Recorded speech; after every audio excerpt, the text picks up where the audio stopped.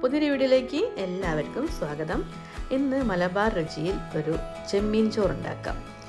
എളുപ്പത്തിൽ ഉണ്ടാക്കാൻ പറ്റുന്ന ഈ റൈസ് എങ്ങനെയാണ് ചെയ്യുന്നത് നോക്കാം. ഇതിനു വേണ്ടി ഞാൻ ഇവിടെ എടുത്തിരിക്കുന്നത് കൈമ റൈസാണ്. 4 ഗ്ലാസ് അരി നന്നായിട്ട് കഴുകിയതിന് ശേഷം വെള്ളത്തിൽ കുതിർക്കാൻ വെച്ചിരിക്കുന്നതാണ്. ഒരു 10-15 മിനിറ്റ് അങ്ങനെ ഇരിക്കട്ടെ. അതിന് ശേഷം നമ്മളത് ഊറ്റി മാറ്റി വെക്കണം.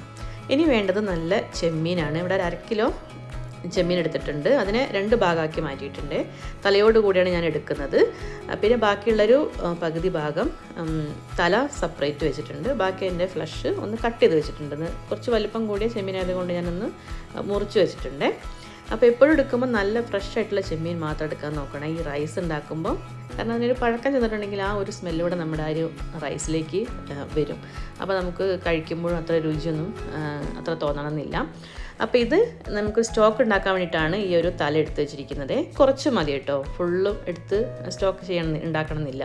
ഒരു 2 ഗ്ലാസ് വെള്ളത്തിൽ വേണം നമുക്കിത് തിളപ്പിച്ച് അതിൻ്റെ സ്റ്റോക്ക് എടുക്കാൻ. എപ്പോഴും ഇതിൽ അധികം നെയ്യുള്ളത്, കൂടുതൽ മഞ്ഞ കളറുള്ള തലകൾ കൂടുതൽ എടുക്കാൻ പാടില്ല കേട്ടോ. അപ്പോൾ അതിൻ്റെ ഒരു ചെമ്മീൻ്റെ ഒരു കുത്തൽ ടേസ്റ്റ് നമുക്ക് ആ റൈസിന് സ്മെല്ലും ഒക്കെ വരും. അത്രയും വേണ്ട. പിന്നെ ഈ ഒരു ചെറിയ പീസുകൾ നമുക്ക് റൈസിലിട്ട് മിക്സ് ചെയ്ത് വേവിക്കാനുള്ളതാണ്. ഇനി ഈ തലയോട് കൂടെ എടുത്ത് വെച്ചിരിക്കുന്ന ചെമ്മീനിലേക്ക് നമുക്ക് അല്പം മഞ്ഞൾപ്പൊടി, 1/4 ടീസ്പൂൺ മഞ്ഞൾപ്പൊടി, 1 ടീസ്പൂൺ കാശ്മീരി ചില്ലി പൗഡറാണ് ചേർത്ത് കൊടുക്കുന്നത്. പിന്നെ 1 ടീസ്പൂൺ കുരുമുളക് പൊടി, 1 ടീസ്പൂൺ തന്നെ ഗരം മസാലപ്പൊടി, ഇഞ്ചി വെളുത്തുള്ളി പേസ്റ്റ് 1/2 ടീസ്പൂൺ, പാകത്തിന് ഉപ്പ്. ഒരുപാടൊന്നും ഉപ്പ് ഇപ്പോൾ ചേർത്ത് കൊടുക്കേണ്ട കേട്ടോ. മസാലകളും അളവ് കുറവ് മതി. പിന്നെ ഒരു 1/2 ടീസ്പൂണോളം ലെമൺ ജ്യൂസ്. ഇത്രയും ചേർത്ത് നന്നായിട്ടൊന്ന് മിക്സ് ചെയ്ത് വെക്കുക. ഇതൊരു 1/2-3 മണിക്കൂറോളം ഒന്ന് നമുക്ക് മാറ്റി വെച്ചാൽ നമ്മൾ ഈ റൈസ് ആവുന്ന സമയം അത്രേ ആവശ്യമുള്ളൂ. ഒരുപാട് നേരം ഒന്നും എടുത്ത് വെക്കണമെന്നില്ല. പിന്നെ ഒരുപാട് മസാല കൂടി പോവും ചെയ്യരുതേ, കുറച്ച് മതി കേട്ടോ. ഒരുപാട് കൂടിയിട്ടുണ്ടെങ്കിലും അത് നമ്മൾ വറുത്തെടുക്കുമ്പം ഈ മസാലയൊക്കെ കരിഞ്ഞു പോകാൻ സാധ്യതയുണ്ട്. അപ്പോൾ വളരെ കുറഞ്ഞ അളവിൽ മാത്രം മസാല തേച്ചിട്ട് മാറ്റി വെക്കാം. ഇനി നമ്മളൊരു റൈസ് ഉണ്ടാക്കാൻ പോവുകയാണ്. അതിന് പറ്റുന്നൊരു പാത്രം, ഒരു കടായിയോ അല്ലെങ്കിൽ അടികട്ടിയുള്ള ഏത് പാത്രമായാലും കുഴപ്പമൊന്നുമില്ല. ഞാനിവിടെ ഒരു നോൺ സ്റ്റിക്ക് തവയാണ് പാത്രമാണ് എടുത്തിട്ടുള്ളത്. അതിലേക്ക് നെയ്യും അതുപോലെ വെളിച്ചെണ്ണയാണ് ചേർത്ത് കൊടുക്കുന്നത്.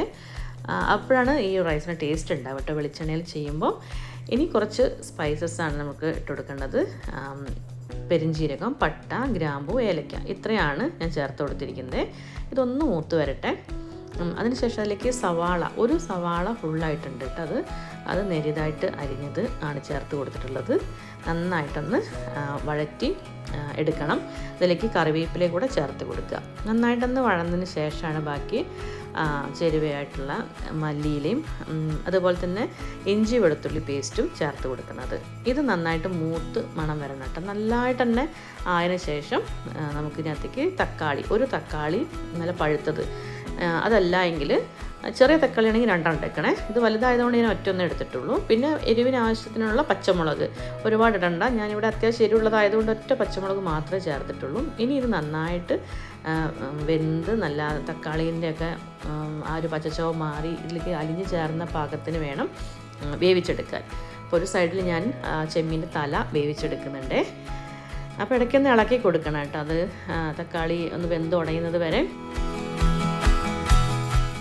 പിന്നെ അത് നോൺ സ്റ്റിക്ക് ആയതുകൊണ്ട് നമ്മളിതിനകത്ത് വെള്ളമൊന്നും ചേർക്കുന്നില്ല. ഇനി ഈ അലൂമിനിയം പോലുള്ള വേറെ കട്ടിയുള്ള പാത്രങ്ങളൊക്കെ ആണെങ്കിൽ 1-2 സ്പൂൺ വെള്ളം ഒഴിച്ചിട്ട് വേണതൊന്ന് വഴറ്റിയെടുക്കാൻ, കരിഞ്ഞു പോകാതെ നോക്കണം.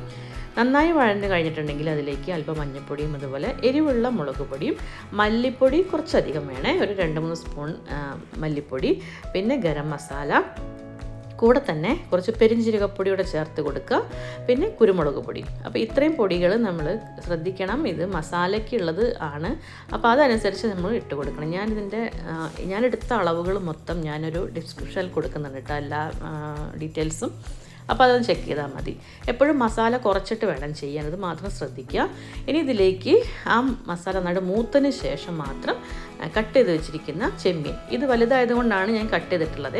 ചെറിയ ചെമ്മീനാണെങ്കിൽ അങ്ങനെ തന്നെ ഇട്ട് കൊടുത്താൽ മതി. അപ്പോൾ ആ പച്ചക്ക് ഇടുമ്പോൾ ആ മസാലയ്ക്കൊരു ടേസ്റ്റ് വരും. അതിന് വേണ്ടിയിട്ടാണ് നമ്മളിങ്ങനെ സെപ്പറേറ്റ് ഇട്ട് കൊടുക്കുന്നത്. പാകത്തിന് ഉപ്പും കൂടെ ചേർത്ത് മൂടി വെച്ചിട്ട് വേവിക്കാം. കുറച്ച് നേരത്തെ ഒരു വേവേ ഉണ്ടാവുള്ളൂ. ഇടയ്ക്കൊന്ന് ഇളക്കി കൊടുക്കണേ. അപ്പോൾ അത് നന്നായിട്ട് തന്നെ ഈ ഒരു വെള്ള കളറൊക്കെ വന്ന ചെമ്മീൻ്റെ അപ്പോൾ അത്യാവശ്യം വെന്തിട്ടുണ്ട്. ഇനി അതിലേക്ക് നമ്മൾ ഊറ്റി വെച്ചിരിക്കുന്ന അരി ഇട്ട് കൊടുക്കുകയാണ്. അതും കൂടി ചേർത്ത് നന്നായിട്ടൊന്ന് മിക്സ് ചെയ്യണം. കുറച്ച് നേരം അതൊന്ന് ഇളക്കി യോജിപ്പിക്കണം. ആ അരിയിലേക്ക് അതിലുള്ള മസാലേൻ്റെയും പിന്നെ ആ എണ്ണയുടെ ഒക്കെ ഒരു അംശം അല്ലെങ്കിൽ ചേരണം. അപ്പോൾ അതിന് വേണ്ടിയിട്ട് കുറച്ച് നേരം സമയമെടുത്ത് സിമ്മാക്കി, ഒരുപാട് കൂട്ടിയിടണ്ട തീ, കുറച്ചൊന്ന് സിമ്മിലേക്ക് മാറ്റിയതിന് ശേഷം നന്നായിട്ടൊന്ന് വഴറ്റുക. അതിലേക്ക് ഞാൻ ആദ്യം ചേർത്ത് കൊടുക്കുന്നത് നമ്മൾ സ്റ്റോക്കാണ്. ഇതിൽ ഈ ഒരു ഗ്ലാസ്സിലാണ് ഞാൻ അരി എടുത്തിട്ടുള്ളത്. അപ്പോൾ ആദ്യത്തെ ഒരു ഗ്ലാസ് സ്റ്റോക്ക് ഞാൻ ഒഴിച്ചു. നമ്മൾ അളന്ന് നോക്കണം കേട്ടോ എത്ര ഉണ്ടെന്നുള്ള സ്റ്റോക്ക്.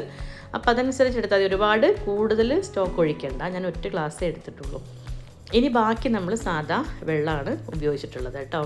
അപ്പോൾ ഞാൻ എപ്പോഴും 4 ഗ്ലാസ് അരിയാണ് ഞാൻ എടുത്തിട്ടുള്ളത്. അപ്പോൾ ഇരട്ടി വെള്ളത്തിൽ നിന്ന് 1 ഗ്ലാസ് കുറയ്ക്കുകയാണ് ചെയ്യാറുള്ളത്. അപ്പോൾ ഇതിലെടുത്തിട്ടുള്ള ആ 7 ഗ്ലാസ്സിൽ 1 ഗ്ലാസ് നമ്മുടെ സ്റ്റോക്കാണ്.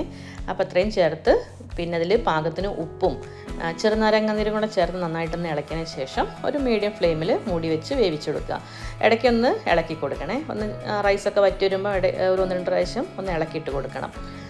അപ്പോൾ ഇതേ സമയം നമുക്ക് അണ്ടിപ്പരിപ്പ് മുന്തിരിയെല്ലാം വറുത്തെടുക്കാം. അതിനും ഞാൻ നെയ്യും അതുപോലെ തന്നെ കുറച്ച് വെളിച്ചെണ്ണയാണ് ചേർത്ത് കൊടുക്കുന്നത്.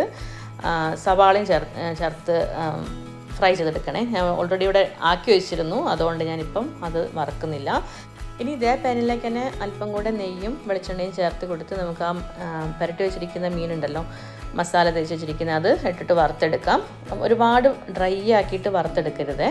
ഒരു പാകത്തിന് ഒരു 2-3 മിനിറ്റ് ഓരോ സൈഡും വേവിച്ച് എടുക്കുക. അതേസമയം തന്നെ ഞാൻ ഈ റൈസ് ഒന്ന് മിക്സ് ചെയ്ത് ഒന്ന് മാറ്റി വയ്ക്കണ്ടേ. അപ്പോൾ ഒന്നുകൂടെ എല്ലാ ഭാഗവും ഒന്ന് കുക്കായി വരണമല്ലോ, അതിന് വേണ്ടിയിട്ട്. അപ്പോൾ ഈ ഒരു ചെമ്മീൻ നമ്മൾ വറക്കുമ്പം കുറച്ചധികം തന്നെ എണ്ണ ഒഴിക്കണം. കാരണം ഈ എണ്ണ, ഈ കുക്ക് ചെയ്തിട്ട് വരുന്ന ഈ എണ്ണ നമുക്ക് ലാസ്റ്റ് നമ്മൾ റൈസിലേക്ക് ചേർത്ത് കൊടുക്കേണ്ടതുണ്ട്. അപ്പോൾ എപ്പോഴും ഈ വറക്കുമ്പം കുറച്ചധികം എണ്ണ ചേർത്തിട്ട് തന്നെ ഈ ഒരു ചെമ്മീൻ വറുത്തെടുക്കുക. അപ്പോൾ നമ്മുടെ റൈസ് അത്യാവശ്യം വെന്തിട്ടുണ്ട്. വെള്ളമെല്ലാം വറ്റി കറക്റ്റ് പാകത്തിനാണ് കിട്ടിയിട്ടുള്ളത്.